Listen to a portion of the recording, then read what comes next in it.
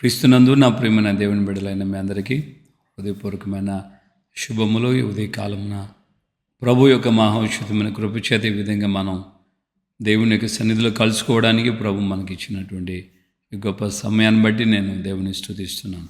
హల్లెలూయా. క్రీస్తునందు నా ప్రియమైన దేవుని బిడ్డలారా, ఈ యొక్క మాసం మొదటి సోమవారం, మొదటి ఆదివారం తర్వాత మొదటి సోమవారం, ఈరోజు 5వ తేదీ. రేపటి దినం సేవకుల కూడిక జరుగుతుంది. కాబట్టి దేవుని యొక్క ప్రేమను బట్టి దైవ సేవకులందరినీ హృదయపూర్వకంగా రేపటి దినం జరుగుతున్నటువంటి ఈ యొక్క సేవకుల కూడికి మేము ప్రేమతో ఆహ్వానిస్తున్నాం. సో దూర ప్రాంతాల్లో ఉన్న సేవకులైనా సమీపంలో ఉన్నవారైనా అందరినీ మేము ప్రేమతో ఈ యొక్క సేవకుల కూడికకు ఆహ్వానిస్తున్నాం. తప్పుగా మనం అందరం కలిసి దేవుని యొక్క నామాన్ని స్తుతిస్తూ ప్రార్థన పూర్వకంగా దైవ సేవలో మనము ముందుకు కొనసాగించబడడానికి ప్రభు మనకు సహాయం చేయను గాక. ఆమేన్. హల్లెలూయా. ప్రియులారా, మరి ఈ రోజున మనము టైటిల్లో చూచినట్లుగా నడుచుచున్న ప్రసంగం. సో గొప్ప దైవజనుడు ఉన్నాడు. ఆయన 1875 సంవత్సరంలో జన్మించాడు. డాక్టర్ ఆల్బర్ట్ ఆయన. ఆ దైవజనుడు అమెరికాలో ట్రైన్లో దిగుతున్నటువంటి సమయంలో ఆ దేశంలోని ప్రముఖులు, అలాగే ఆ దేశంలో ఉన్నటువంటి పత్రికా విలేకరులు వీళ్ళందరూ కూడా ఆయన దగ్గరికి కూడి వచ్చారు. ఆయన 1953 సంవత్సరంలో అమెరికాలో ఆయన అడుగుపెడుతున్నటువంటి ఆ సమయంలో వారందరినీ అందరూ ఆయనను ఘనపరచడానికి ఆయన దగ్గరికి వచ్చారు. ఆయన 52వ సంవత్సరంలోనే నోబెల్ బహుమతి తీసుకున్న వ్యక్తి. అనేక సంవత్సరాల పాటు ఆయన ఆఫ్రికా ఖండంలో అనేకులకి దేవుని యొక్క పేరట పరిచర్య చేసిన వ్యక్తి. ఆయన 1875లో పుట్టాడు. మొదటి ప్రపంచ యుద్ధం తర్వాత ఆయన ఫ్రాన్స్కి వలస వెళ్ళిపోయాడు. సో అలాంటి గొప్ప దైవజనుడు దైవ దర్శనాన్ని బట్టి ఆయన ఆ యొక్క ఆఫ్రికా ఖండంలో అనేక సంవత్సరాల పాటు పరిచర్య చేశాడు. ఆయన చక్కటి మ్యూజిషియన్, మంచిగా ఆయన పాటలు పాడతాడు, గొప్ప రైటర్. ఈ విధంగా దైవజనుడు ఆఫ్రికా ఖండంలో దేవుని సువార్త పరిచర్య చేశాడు. నోబెల్ బహుమతి ఆయన పొందిన తర్వాత అమెరికాలో అడుగు పెడుతున్నటువంటి వేళలో ఈ విధంగా అనేకులు ఆయనను ఘనపరచడానికి, హానర్ చేయడానికి వచ్చారు. ఆయన ట్రైన్ దిగినప్పుడు అందరూ ఆయన మీదకి ఎగబడుతున్నారు, చేతులిచ్చి షేక్ హ్యాండ్ చేయాలని చెప్పి. సో ఆయన ట్రైన్ దిగిన తర్వాత ఆయన దృష్టి కొంచెం దూరంలో ఉన్నటువంటి ఒక స్త్రీ మీద పడింది. ఇక అందరికీ చెప్పాడు, ఒక్క నిమిషం ఆగండి అంటూ అందరినీ ఆపి పక్కకు జరగమని ఆయన సరాసరి వెళ్ళిపోయాడు.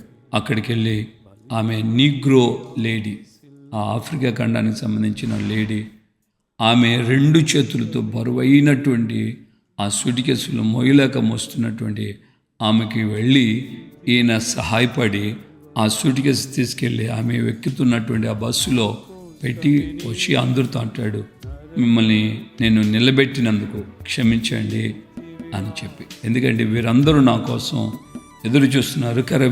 వీరందరినీ నేను పక్కన పెట్టి నేను వెళ్ళి ఆ పని చేసి వచ్చిన దాన్ని బట్టి వీరికి కొంచెం అసౌకర్యం కలిగింది కనుక మీరు నన్ను క్షమించండి అని ఆయన వారితో అంటున్నాడు. అందులో ఉన్నటువంటి ఓ విలేకరి అన్నమాట, ఈ రోజున నేను కదులుతున్న ప్రసంగాన్ని చూచాను. హల్లెలూయా. దేవుని యొక్క వాక్యం ఇలా చెప్తుంది, మేలు చేయుట యందు విసుగక ఉందుము. ఆ గొప్ప దైవజనుడు డాక్టర్ ఆల్బర్ట్ గారు, ఆయన బహుమతి, నోబెల్ బహుమతి పొందినటువంటి అంత గొప్ప వ్యక్తి కూడా అందరి ముందు కూడా అంతకాలం ఆయన ఆ యొక్క పని చేశాడు.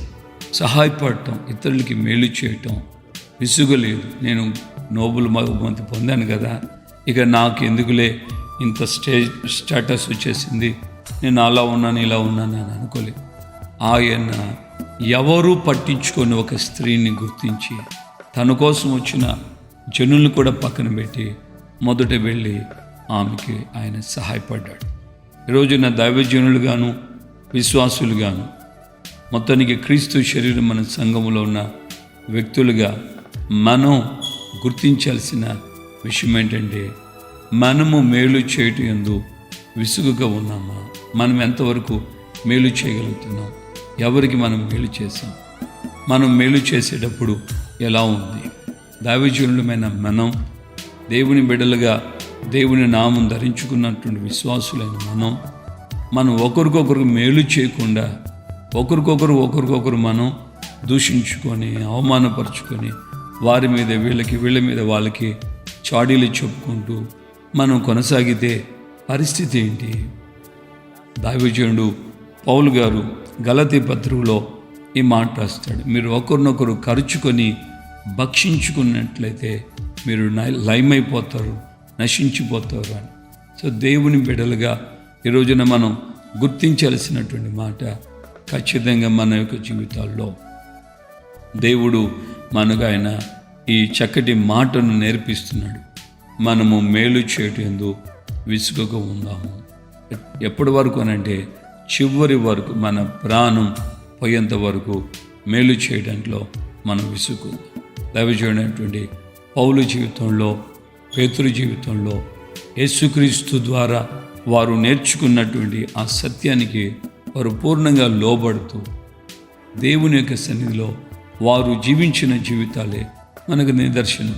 కనుక మనం ఈ రోజున ఈ చక్కటి మాటలు గుర్తించుచు మన జీవితంలో మనం దేవునికి అప్పగించుకోవాలి. మేలు చేయట్లో మనం ఎప్పటికీ విసుక్కుండా మన చేతనైన వరకు ఇతరులకి మనం సహాయం చేయడానికి ప్రయత్నం చేయాలి. దేవుని బిడ్డలారా, దేవుని ఎరుగని అన్ని జనుల్లో కూడా ఇటువంటి మంచి స్వభావం కనబడుతున్నప్పుడు మనలో ఎందుకు ఉండకూడదు? క్రీస్తు ప్రేమ మనల్ని ఆ విధంగా ప్రోత్సహించడం లేదా? బలవంతం చేయట్లేదా? ఇతరులకి మనం సహాయపడాలని మనము ఆలోచించడం లేదా? ఇతరులకి మనం మేలు చేయాలని దేవుని యొక్క ఆత్మ మనతో మాట్లాడటం లేదా? దైవజనులుగానే మనమే ఒకరితో ఒకరు సమాధానంగాను, ఐక్యంగాను, ప్రేమగాను మనం ఒకరికొకరు మేలు చేసుకునే వ్యక్తులుగా లేకపోతే మనం సంఘానికి ఏం బోధిస్తాం? ఏమని ప్రకటించగలుగుతాం? దీనికి విషయంలో మీరు తప్పకుండా దేవుని యొక్క ఆత్మకు మీరు లోబడి మనమందరము, నాతో కూడా మనమందరము మేలు చేద్దాం. తండ్రికి కొంతమంది మేలు చేయనటువంటి సేవకులు కూడా ఉన్నారు. తల్లిదండ్రులను పట్టించుకొని సేవకులు ఉన్నారు. అన్నదమ్ములను, అక్క చెల్లెళ్ళని పట్టించుకొని సేవకులు ఉన్నారు. మరి మనం ఎలాగ ఉన్నాం? మనము దేవుని ప్రేమను కనపరిచే విషయంలో విసుక్కుండా ఉండాలి. దేవుడు ఆ విధంగా మనకు తన కృపను అనుగ్రహిస్తూ మనల్ని ముందుకు నడిపించునిగాక. మనం ఆయన రాకడ పర్యంతం మేలు చేయడానికి ప్రయత్నం చేద్దాం. ప్రార్థన. ప్రేమగల తండ్రి, మీకు వందనాలు. ఉదయకాలమందు నాతో మాతో మీరు మాట్లాడి మమ్మల్ని మీరు ధైర్యపరిచారు, బలపరిచారు. అందుకే స్తోత్రం. మేలు చేయటంలో మేము విసుగుగా ఉండాలని మీ లేఖనాల ద్వారా మాకు విషదపరిచారు. ఈ మాటలు విన్న మేము అయ్యా, మా జీవితంలో మీ రాకడ పర్యంతం మేము ఈ భూమి మీద చలించుచున్నటువంటి అయ్యా మీ సాక్షులుగా ఉండినట్లుగా సహాయం చేయండి. నడుచుచున్న ఒక ప్రసంగం మాటలతోనే కాకుండా క్రియలతో కూడిన ప్రసంగంగా మా జీవితాలు ఉండినట్లుగా మీరు సహాయము చేయండి. కృపతో కరుణించి ఘనత, మహిమ, ప్రభావాలు మీరు మాత్రమే పొందమని యేసు నామంలో ప్రార్థన చేసి పొంది ఉన్నాము తండ్రి. ఆమేన్. మన ప్రభువైన యేసుక్రీస్తు కృపయు, తండ్రి అయిన దేవుని ప్రేమ, పరిశుద్ధాత్మిక అన్యోన్య సహవాసం, సమాధానం ఇప్పుడు ఎల్లప్పుడూ సకల పరిశుద్ధులకి మనకును ప్రభు రాకడ పర్యంతం ఆయన యొక్క అడుగుజాడులో నడుస్తూ ఆయనకి సాక్షిగా ఉండడానికి తీర్మానం చేసిన వారందరికీ కృపతోడేమిని నడిపించునుగాక. ఆమేన్, ఆమేన్. హల్లెలూయా. ప్రభుపేట అందరికీ వందనాలు. మనం కూడా మన జీవితంతో మన క్రీస్తుని ప్రకటిద్దాం. కృపా విధంగా మనకు బలపరిచిన